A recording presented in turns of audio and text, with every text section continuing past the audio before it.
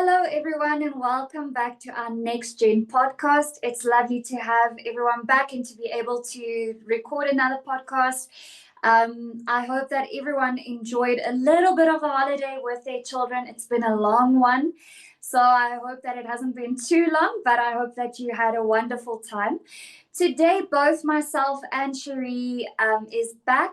The previous two times were either myself or Cherie, but today both of us have been able to join. And today we're going to talk about nurturing the whole family. A lot of times we focus on children with disabilities, and today we want to look at siblings of children with special needs. So, Cherie, what can you perhaps tell us about the understanding of the sibling experience that they have, that the children have with siblings with special needs? Hi, Samay. So I think we focus so much on kids with special needs that we sometimes forget there is a bigger family. A few years ago, I traveled to Rome, and as I was sitting on a train, there was a father and his child that was on the train, two kids, and the father was sitting next to his very busy child, the child who needed more attention. And the other child was kind of fading in the background. And I remember that was such a big moment for me where obviously as an outsider, I could see what was happening for that dad. He was focusing on what was necessary at that time. And, every parent who has two or more kids will tell you that one child always takes more attention. They demand more attention than the other child. And this is more true when it comes to kids with special needs. And as parents, we tend to make that the sibling, the keeper. I'm my sister's keeper or my brother's keeper of the child with special needs, whether they are younger or older. And we put a lot of pressure on these kids, a lot of pressure on the easy child to take responsibilities beyond their years. I told you not to do that with your brother. I told you to take care of your sister. Where have you been? Why did you go and play with that? Why were you not watching your sibling? So we put a lot of guilt and responsibility on them. And many times, these kids, yes, they feel your love and they can see that you have a lot of love because they can see it with the other sibling. But they also start feeling resentment and jealousy, which is very normal. It doesn't mean that they don't love their sibling, but they're also a child and they also have basic needs. And it's all of us, we have a basic need to be loved and to be seen. So this is something that happens quite often. And a lot of times, these kids can also actually be bullied at school or in the community because of their sibling with special needs. So they really want to stand up and say, don't do this to my brother or don't do this to my sister. But in actual fact, they actually just want to be a child. So it puts a lot of unnecessary pressure on this child. And it also takes away some of the attention that they would have gotten if they were not the easy child. So, May, I don't know if you maybe have some advice for us. You work with a lot of parents and caregivers, and I know that in your practice specifically, you deal with a lot of siblings as well. I know you see the siblings as well, maybe more a different type of neurofeedback way of thinking differently. I think people don't always understand that neurofeedback and counseling and all of those type of things are not always for the child with special needs. There are ways to help neurotypical kids just think differently. And I know specifically in your practice, you have a lot of siblings. What is the advice that you usually give parents? Of course, yes. So it's very important, as intentional as the time and intention is that you give your child with special needs, it's just as important that you have separate time, very intentional time and attention that you give to the sibling as well. Even if it is just a couple of minutes, you can perhaps say, okay, this time of the week on this day, I always put separate to spend with my other child, the sibling.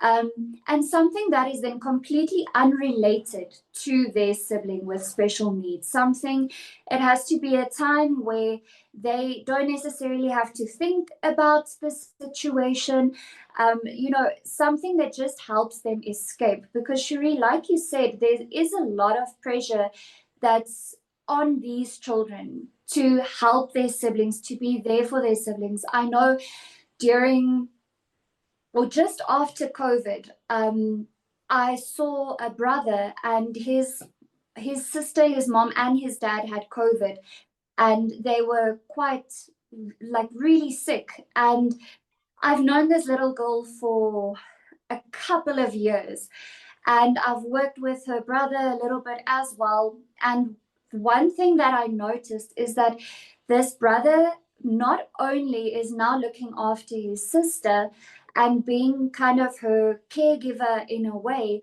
but also towards his mom and dad. So now he almost sees himself as a parent and not only his mom and dad.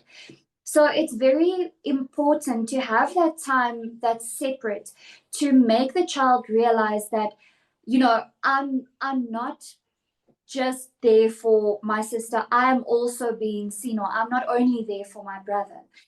And the next thing that's very important is to validate their emotions. So they don't feel like they have to keep their emotions to themselves. They have to be strong. They are also still a child, and they need to know that they are also still a child.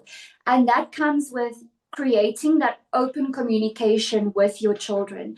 Always making sure that they know that if they feel uneasy about something, if something has struck a nerve, that they know that they can come to you and you will be there to be their safe space and to console them as well, and not only for their sibling. And then, of course, it's very important to help them balance their responsibilities. They still need to be able to do things like take part in sports, maybe at school, extramural activities. um, it's very important to make them realize that they still have to do those childlike activities. Go play outside after school. You're not a co-parent, we want you to maybe help us out sometimes, but this is not your sole responsibility. This is not why you are in this house, why you are in this family. So we can make use of you to care for your sibling. So creating that safe space and continuously reminding them, because even though we might say as parents or caregivers, but I have told them this, it's something that you might need to repeat over and over again to remind them that this is not their responsibility. This is not their sole purpose. They don't have to carry the responsibility. They don't have to feel that heavy weight on themselves. So, and then to celebrate the sibling as an individual. If they achieve something, when you have a child with special needs, every little small thing is celebrated. And of course, you have to almost throw a party when a new milestone is reached. But then it's important to also do that with the sibling. And small things that they achieve or bigger things, to make a point of constantly reaching out to them and telling people about their achievements, and just truly making them realize once again that they are an individual. And I think sometimes when these siblings go to school, they truly feel, it depends, but they can either truly feel, okay, this is where I am an individual. This is where I can truly be myself, and I'm not my sister or my brother's brother and sister. And I think it's very important to even make their individuality clear at school. Sharia, I know that you've done a lot of um, motivational speaking and, presentations on bullying, etc., at schools. Is there anything that you can maybe tell teachers or give advice to teachers and school on how to support these individual children? Yes, Emma, thank you. You actually touched on quite a few important topics. I think with these kids, these siblings of kids with special needs, they either fade in the background when they go to school or they have behavior problems because they crave that attention. It very much depends on the child's personality. But I always tell teachers that most kids spend most of their days with teachers at school. A lot of parents work, so when the child comes home from school, it's either very late or the parent is not home. And when the parent gets home, it's all the normal routine things: eat, bath, go to bed. So most of the time, a teacher is actually the most important person in a child's life for the time period that he or she goes to school.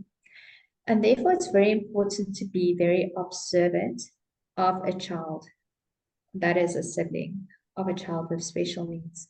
You need to check in with them. How are things going at home? How are you feeling? You seem quiet lately. Is there anything I can do for you? Do you want to maybe have a chat? Give that child that safe space to open up. Be that person that connects with the child because you never know when it's that specific day that that child needs to hear that. Then, to combat the bullying that I mentioned earlier, you have to create a safe, inclusive environment. Most of the time, kids are very ignorant when it comes to the stuff that they say. They don't really understand the meaning of their words. And if they really understand the meaning, they don't really understand the consequences thereof. That is why bullying is so common. So it's important to provide the kids with information. That is what you need to do at school.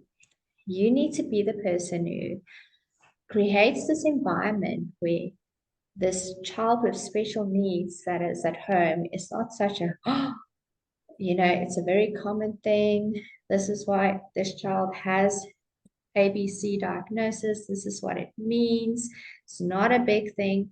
And especially our South African culture, stigma is a big no-no.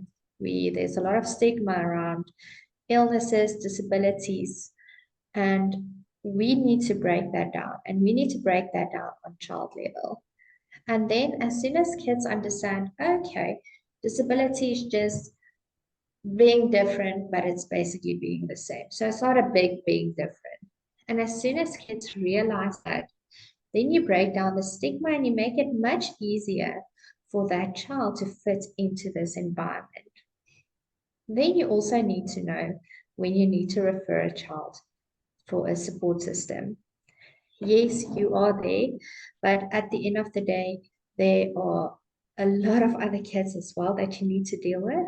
And that is why schools have support systems. Whether it is a school counselor or a learning support staff, it's important to know when to refer. Even if you just want to say, don't you want to go check in with Miss ABC?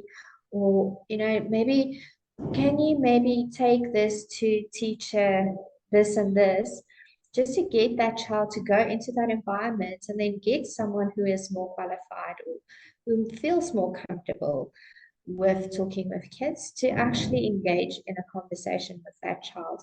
If you can build a community around this child, and it's great if you're there, but it's also great if you can build a community, then you make it already much easier for this child to be there and to want to go to a safe space. And then finally, encouraging expression is very important. This is something that is lacking across the board, everywhere, not just for siblings of kids with special needs, but across the board. We don't really encourage kids to express their emotions. This is really not that difficult. Um, I know at Aldea Cape Town, they have this thing where they, every morning, the teenagers will do a gratitude journal where they'll write down what they are grateful for. Even something as simple as that can help that child put their positive emotions on paper, which will make it easier to tap into negative emotions as well.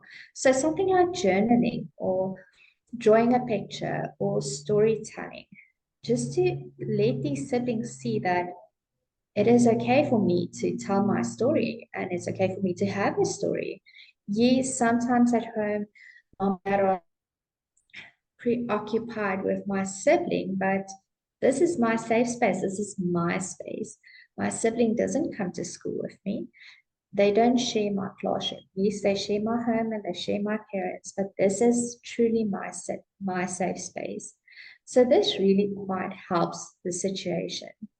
But of course, we need to have a more long-term support system for resilience building for these kids.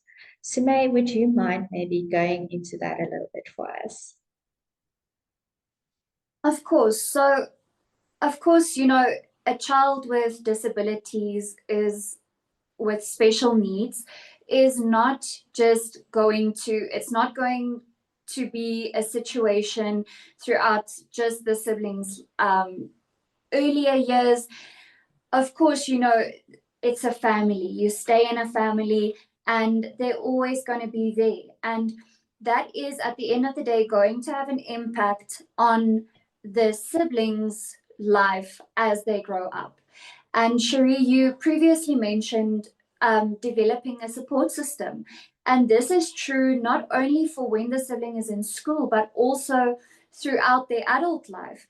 They need to realize that this also needs to kind of be discussed in a way with them when they are younger, so that they realize that my my future might be impacted by my sibling that has special needs. And this is not something that is very negative. It's something that you need to prepare your child on, and help them build that support system while they are still young, so that when they might be the sole caregiver of their sibling as they grow up, that they feel like they can cope with it.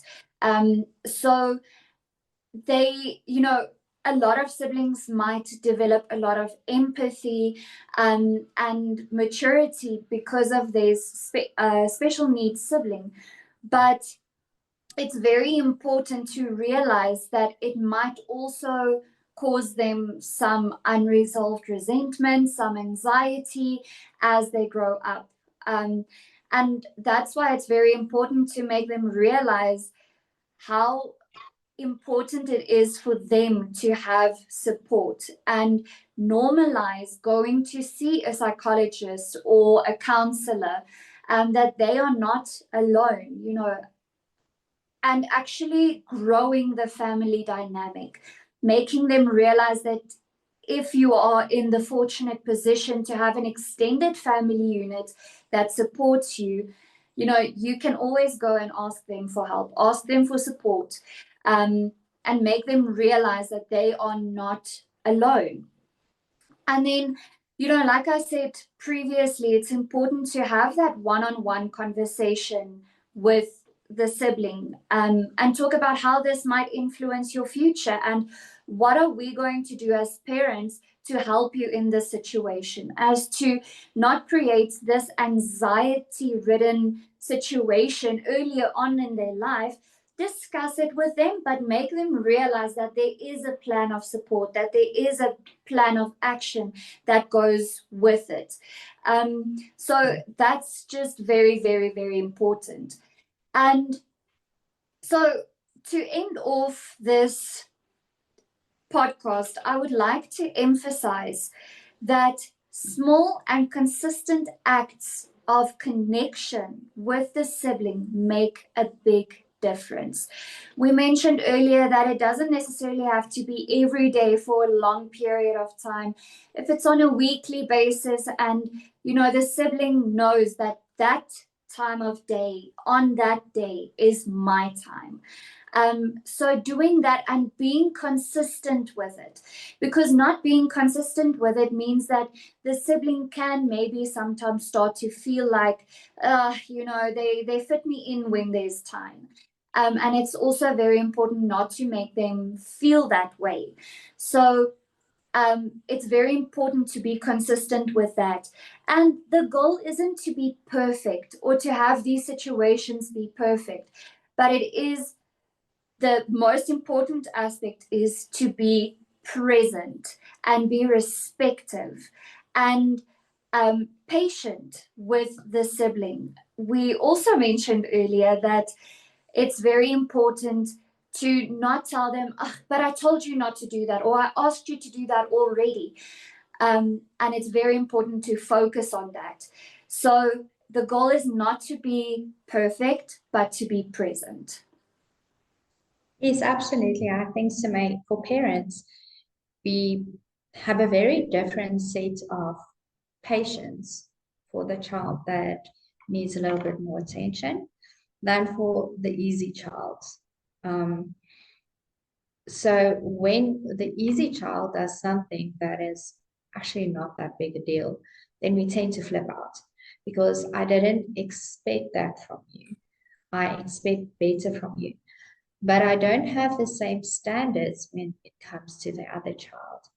So it's important to always do that introspection. Am I treating my kids exactly the same? And from a professional point of view, it is very unhealthy for the child with special needs to not have boundaries because they actually flourish if they have exactly the same boundaries as their sibling because they then feel I am a person in my own right. So as a parent, yes, we try to, we all fall in this pitfall. I do it myself, where you say, oh, I need to be a little more patient with this one. The emotional regulation is difficult, so shouting at me is fine and things like that.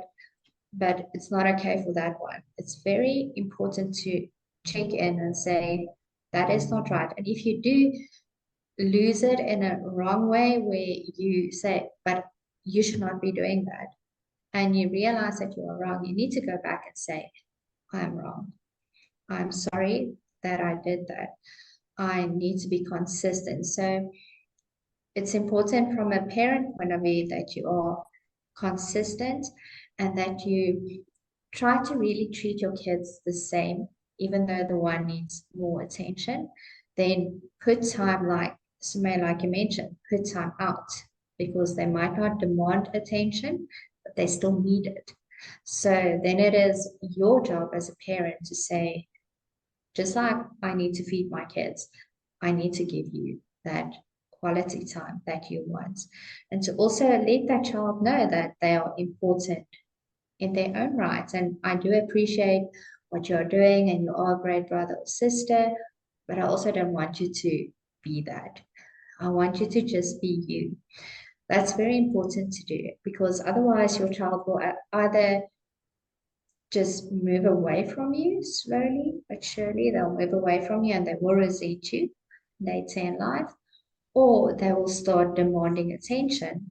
And then you'll sit in therapy with your other child because the only thing they actually want is your attention. And then from a teacher's point of view, I always say every child needs one person, just one person, to believe in them and to be the hero.